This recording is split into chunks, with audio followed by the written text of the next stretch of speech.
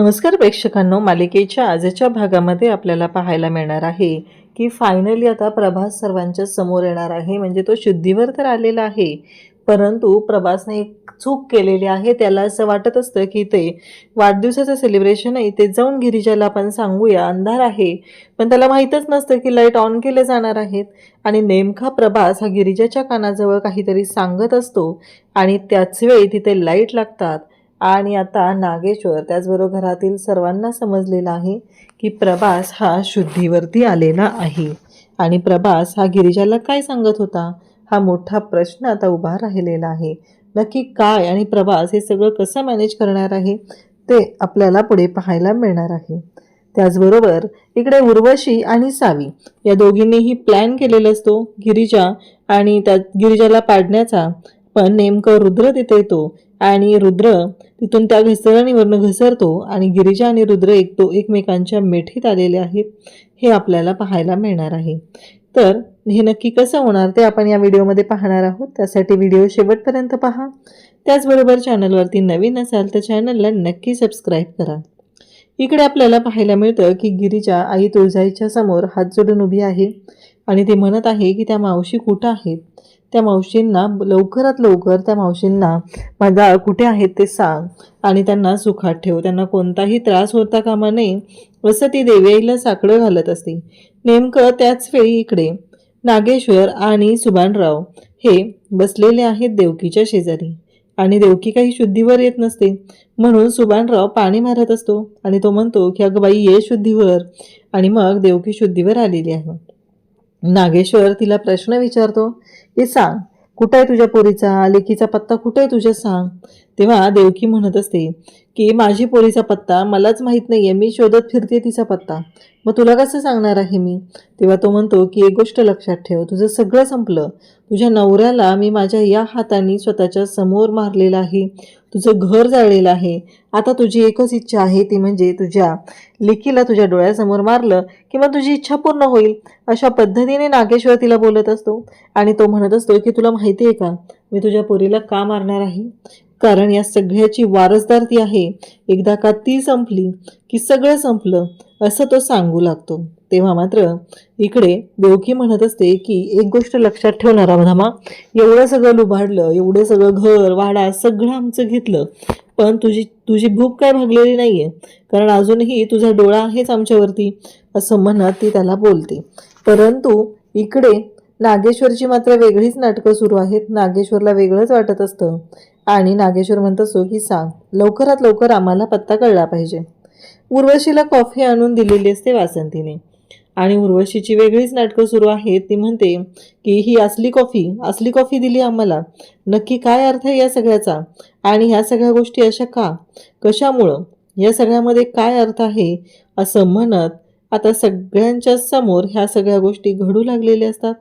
आणि तेव्हा मात्र इकडे गिरिजाच्या कानावरती हे शब्द पडतात आणि गिरिजा म्हणत असते की एवढं का बोलतायत या सगळ्याचा काय अर्थ आहे आणि एवढं कशासाठी बोललं जातंय आईंना, कारण ती वाटेल त्या भाषेत बोलत असते. उद्या 30 वर्ष पूर्ण होतील, परंतु तुला मात्र जराही काही वाटलेलं नाही, कारण मी आमच्या आबासाहेबांना सांगितलेलं होतं, पण तुझ्यामुळे ह्या सगळ्या गोष्टी झालेल्या आहेत, तू आम्हाला नकोच होती, या भाषेत सगळं बोलणं सुरू असतं.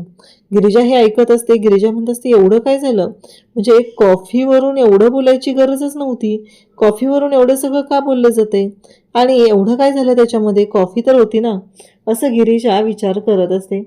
तेव्हा मात्र इकडे या सगळेजण असतात आणि गिरिजाच्या कानावरती हा प्रश्न पडत असतो. वासंती म्हणत असते की हो दुसरी बनवली असती.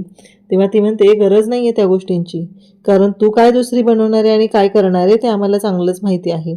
आम्हीही त्यावेळेस आबासाहेबांना तेच सांगत होतो की दुसरी करा हो बायको, पण काय करणार ना, आमचा रुद्र तुझ्या पोटात वाढत होता ना, त्याच्यामुळं आम्हाला शांत राहावं लागलेलं आहे, असं ती सांगते.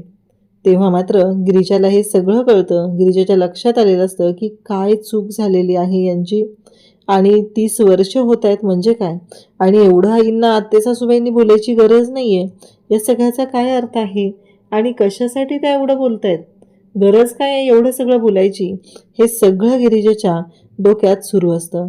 तेव्हा मात्र इकडे पाहायला मिळतं की गिरिजा म्हणते की नाही, मलाच काहीतरी केलं पाहिजे, तरच या गोष्टींचा तिढा सुटणार आहे. इकडे नागेश्वर मात्र वारंवार विचारत असतो की सांग देवकी, कुठं आहे तुझी लेक. परंतु आता खरंच देवकीला माहीत नाहीये तर देवकी काय सांगणार आहे. देवकीला माहीत असतं तर तिनं सांगितलंही असतं ती हिची लेक कुठं आहे ती. परंतु तिच्या लेकीचा पत्ता तिलाच लागलेला नाहीये तर ती नागेश्वरला कसा देईल.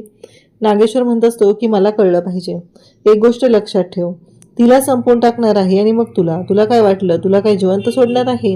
तुझ्या लेकीचा पत्ता हवा आहे आणि मला माहिती आहे की तुझ्या लेकीचा पत्ता तुला चांगलाच माहिती आहे आणि तुझ्या लेकीपर्यंत तू आमासने पोहोचवणार आहे. अशा पद्धतीने नागेश्वर बोलत असतो. तेव्हा देवकी म्हणत असते की मला नाही माहिती तिचा पत्ता कुठं आहे आणि काय झालेला आहे, असं नागेश्वरला ती सांगते. परंतु नागेश्वर मात्र ऐकायलाच तयार नसतो. त्याचं आपलं एकच सुरू असतं की तुला माहिती आहे आणि तू सांगायचंय कुठं आहे ते. परंतु देवकीला काही पत्ता माहीत नाहीये आणि देवकी म्हणत असते की हो बरोबर आहे, परंतु माझ्याकडेच तिचा पत्ता नाहीये, त्यामुळे मी तिचा पत्ता तुला देऊ शकत नाही. कारण नागेश्वरला काही झालं तरीही आता देवकीच्या मुलीला मारून टाकायचं आहे, कारण त्यावेळेस ती जिवंत राहिलेली आहे. पण आता मात्र आम्ही तिला जिवंत ठेवणार नाही, असं नागेश्वरचं म्हणणं आहे. इकडे गिरिजा चहा घेते आणि वासंतीच्या रूममध्ये येते. वासंतीच्या रूममध्ये आल्यानंतर गिरिजा म्हणत असते की हे घ्या आई. परंतु वासंती म्हणते की नाही नको मला. तेव्हा गिरिजा म्हणते की आत्ते सासूबाईंचा राग तुम्ही माझ्यावर काढताय का. तेव्हा ती म्हणते नाही ग, तुझ्यावर कशाला राग काढू. तेव्हा गिरिजा म्हणते की सांगा ना काय झालं, म्हणजे एवढं का त्या बोलत होत्या तुम्हाला, एवढं असं काय झालं ज्याच्यामुळं त्यांनी तुम्हाला एवढं बोलायची गरज पडली त्यांना. कारण तसं तरी मला नाही वाटत की एवढं महत्त्वाचं असं काही झालं होतं. तेव्हा ती सांगते की हे बघ, या घरात मी आले तेव्हापासून या आत्ते सासूबाईंमुळं मला माझा संसार हा माझा वाटलाच नाही. प्रत्येक वेळेस आमच्या नात्यामध्ये कुरघोड्या करणं, भांडणं लावणं, मला कमी लेखणं हे तिचं चालूच होतं. कारण तिला असं वाटतं की या सगळ्या गोष्टी ह्या तिच्यासाठी घडलेल्या आहेत, हे सगळं तिचं आहे आणि तिला हवं आहे आणि आपण त्याच्यावरती आलेलो आहोत असं तिला वाटत असतं. परंतु अशी कोणतीच गोष्ट मी कधी केलेली नाही आणि आता उद्या 30 वर्ष पूर्ण होत आहेत आमच्या लग्नाला. गिरिजा म्हणते काय सांगताय. आणि त्याचबरोबर इकडे आता उर्वशी आणि नागेश्वर बोलत असतात. नागेश्वरला उर्वशी म्हणत असते कशाला जिवंत ठेवले त्या देवकीला, संपून टाका, काही गरज नाही आहे तिला जिवंत ठेवण्याची, असं नागेश्वरला ती सांगत असते. तेव्हा नागेश्वर म्हणतो की तुम्हाला माहीत नाही आहे का दीदी, तुमचं आपलं हे नेहमीच आहे. अहो जरा ऐकून घ्या, तुम्हाला लक्षात येत नाही आहे काय प्रॉब्लेम आहे ते. तसं आहे ती मुलगी जी आहे ना ती कुठं आहे ती देवकीलाच माहिती आहे. तेव्हा उर्वशी म्हणते अहो प्रभास आहे की, कशाला काळजी करताय, प्रभासला माहिती आहे हे सगळं काय आहे ते. बरोबर देवकीच्या बाबतीत सुद्धा तो म्हणालेला असतो की आमच्याकडे एक अशी व्यक्ती आहे ज्याला हे सगळं माहिती आहे, ती एकदा आली ना की बघ. तेव्हा उर्वशी म्हणते अहो प्रभास सांगेल. तेव्हा उर्वशीला नागेश्वर म्हणू लागतो की कसं आहे, उर्वशीला म्हणतो की एक गोष्ट लक्षात ठेवा दीदी, तुमच्या लक्षात येत नाही, तो आहे कोमात आणि कोमातनं बाहेर येण्याआधी जर तसाच तो टपकला मेला तर काय करायचं, कोण सांगणार आपल्याला पत्ता. आणि त्याचबरोबर या सगळ्या गोष्टी घडत आहेत. इकडे गिरिजा हे सगळं ऐकते आणि म्हणते की नागेश्वर साहेब तुम्हाला कसं वठणीवर आणायचं हे मला चांगलंच माहिती आहे, तुमचा डाव तुमच्याच घशात कसा उलटवायचा हे सुद्धा मला माहिती आहे, असं गिरिजा बोलत असते. आणि ती विचार करत असते की उद्या वाढदिवस आहे त्यांच्या लग्नाचा, तर त्यासाठी काय करता येईल. आणि बरोबर आहे, म्हणजे मी जेव्हा रुद्रसोबत लग्न करून या घरात आली होती मला तर अजिबात आपलं वाटलं नव्हतं तर आईंची अवस्था काय आहे. कारण रुद्र स्वभावाने खूप चांगले आहेत, सगळं व्यवस्थित आहे, तरीही मला तसं वाटलं होतं. आणि इथं तर नागेश्वर साहेबांबरोबर लग्न करून या घरात येणं म्हणजे ही किती मोठी गोष्ट होती आणि ती गोष्ट आईंनी केलेली आहे, असं गिरिजाच्या डोक्यात सुरू झालेलं असतं. आणि मग तेवढ्यातच रुद्र तिथे येतो. रुद्र म्हणतो गिरिजा. तेव्हा गिरिजा म्हणते काय झालं रुद्र. तेव्हा रुद्र म्हणतो तुम्ही सांगा काय झालं, तुम्हाला काहीतरी सांगायचंय ना. तेव्हा गिरिजा म्हणते की हा फोटो पाहिलात, असं म्हणत ती रुद्रला लग्नाचा फोटो दाखवते. तेव्हा रुद्र म्हणतो काय, हा तर आईसाहेब आणि आबासाहेबांच्या लग्नाचा फोटो आहे. त्यावरती गिरिजा म्हणते हो का, मग एक गोष्ट तुम्हाला सांगायची आहे ती म्हणजेच की त्यांच्या लग्नाचा वाढदिवस कधी माहिती आहे का. तेव्हा रुद्र म्हणतो की नाही तशी वेळच नाही आली कधी. तेव्हा गिरिजा सांगते की त्यांच्या लग्नाचा वाढदिवस हा उद्या आहे आणि उद्या त्यांचं लग्न झालेलं आहे. तर इकडे रुद्र म्हणतो काय बोलताय तुम्ही हे सगळं. तेव्हा गिरिजा म्हणते की हो. आणि मग रुद्र म्हणतो की आपल्याला सेलिब्रेट केलं पाहिजे, मी छानसं असं गिफ्ट त्यांच्यासाठी बघतो. तेव्हा गिरिजा म्हणते अहो त्यापेक्षाही महत्त्वाची गोष्ट. तेव्हा रुद्र म्हणतो की गिरिजा मला NGO मध्ये काम आहे, गिफ्टचं आपण बघूया. तेव्हा गिरिजा म्हणते की उद्या त्यांना दोघांनाही घराच्या बाहेर पाठवलं पाहिजे ना, तरच आपण ही आयडिया करू शकतो. नाहीतर कसं करणार सांगा बरं, घर पण डेकोरेट केलं पाहिजे. रुद्र म्हणतो की चालेल, मी बघतो काय करायचं ते. आपण एखाद्या मंदिरात वगैरे दोघांना पाठवूया आणि त्याची जबाबदारी माझी, असं रुद्रने गिरिजाला सांगितले. गिरिजा इकडे विचार करत असते की कुठे गेले असतील त्या मावशी, काय चाललं असेल, नक्की कुठं असतील त्या मावशी, असा विचार तिचा चालू असतो. आणि त्याच वेळी तिथे नागेश्वर येतो आणि गिरिजाला म्हणतो की सुनबाई. गिरिजा एकदम दचकते. नागेश्वर म्हणतो की सुनबाई काय झालं दचकायला, सांगा काय झालं. गिरिजा शांतच असते. त्याच वेळी नागेश्वर तिथं आलेला आहे आणि त्याचं बोलणं सुरू असतं. गिरिजा म्हणते की काय झालं तुम्ही.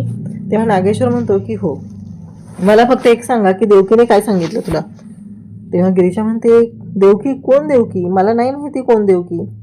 मग मात्र हे सगळं जेव्हा घडत असतं तेव्हाच तिथे आता नागेश्वर बोलायला सुरुवात करतो. नागेश्वर म्हणतो की त्या बाईला तुम्ही स्टेजवर घेऊन येणार होता, ती देवकी, तिच्याबद्दल बोलतोय आम्ही.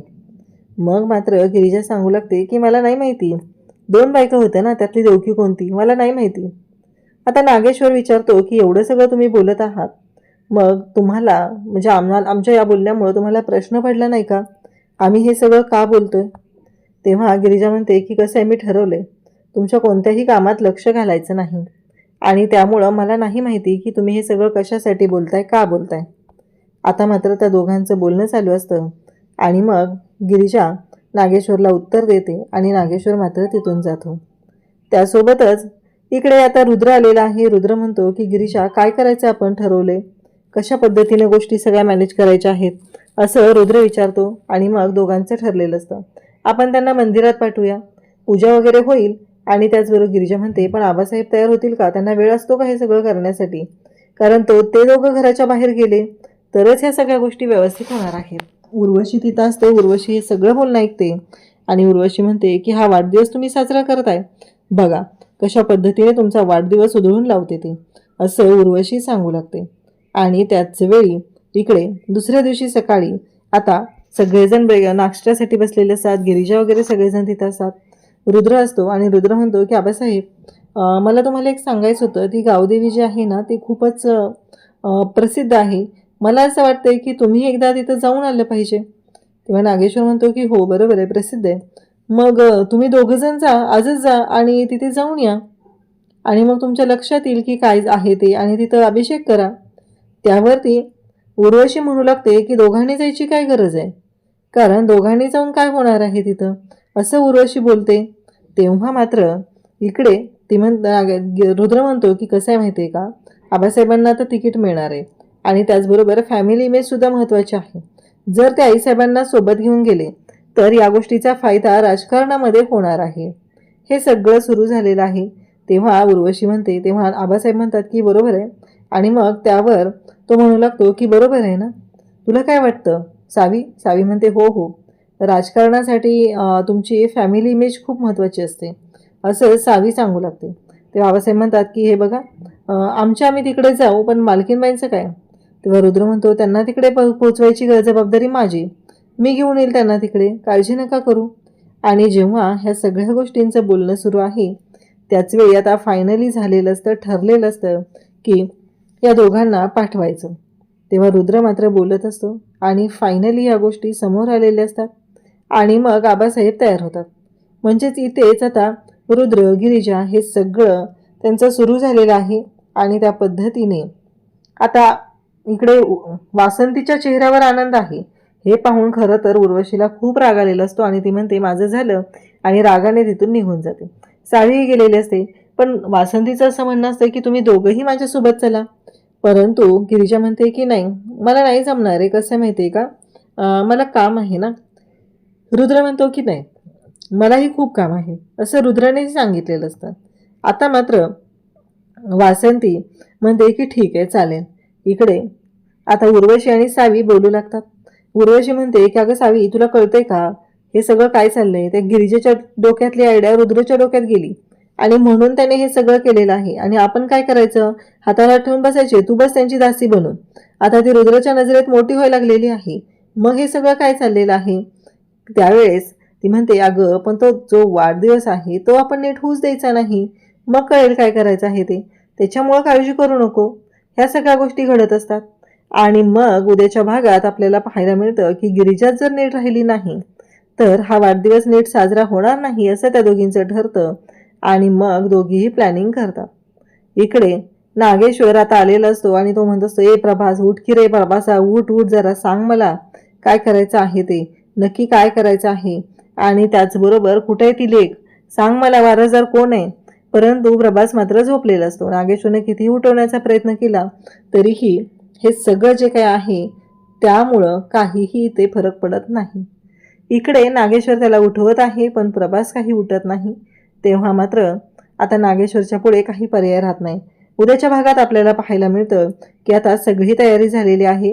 गिरिजा रुद्राला सांगत असते, इकडे घसरटी झालेली आहे, घसरण झाली आहे, तुम्ही येऊ नका इकडे. परंतु इकडे रुद्र काही ऐकत नाही, तो तसाच येतो, त्याचा पाय घसरतो आणि गिरिजा त्याला सावरायला जाते आणि दोघंही एकमेकांच्या मिठीत आलेले असतात. त्याचबरोबर वाढदिवसाचं छान सेलिब्रेशनची तयारी झालेली असते, सगळा अंधार केलेला असतो आणि मग रुद्र 1 2 3 हॅपी ॲनिव्हर्सरी म्हणत लाईट ऑन करतो आणि नेमकं प्रभास तिथं आलेला असतो आणि प्रभास गिरिजाच्या कानाजवळ असतो आणि तिला काहीतरी सांगत असतो. तिला सांगण्याचा प्रयत्न करत असतो की हे बघ, हे लक्षात घे, असं तो सांगत असतो. आणि नेमकं लाईट ऑन होतात आणि प्रभास शुद्धीवर आलेला आहे हे नागेश्वरला कळतं. नागेश्वर मात्र म्हणत असतो की नक्की काय म्हणायचंय, हा प्रभास इथे कसा आला आणि मला भास तर नाही आहे ना. आणि तो जोरात किंचाळतो की प्रभास. आता सगळेजण पाहू लागतात. प्रभास तिथं आलेला असतो आणि मग मात्र प्रभास शुद्धीवर आलेला आहे. या गोष्टीचा आनंद सेलिब्रेट करायचा की काय, हा प्रश्न मात्र उभा राहिलेला आहे. अशाच अपडेटसाठी चॅनलशी कनेक्ट राहा. थँक्यू.